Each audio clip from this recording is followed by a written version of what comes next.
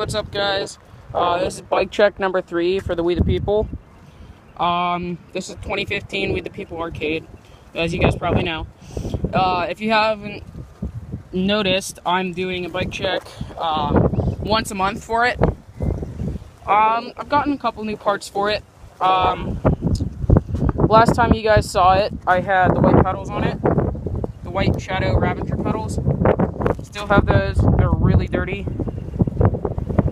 Sorry about the wind. I'm kind of on a busy street on the top of a hill, but whatever. I did put the pegs on it. I've been grinding a lot now. Yeah. So to continue, I have the ODI Super Soft Grips in Aqua Blue.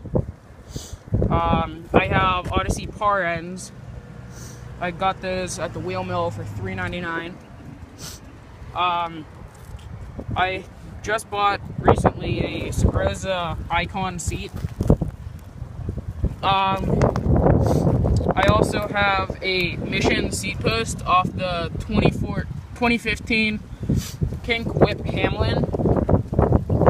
And yeah, honestly, that's all that's changed. I have scratched up a little.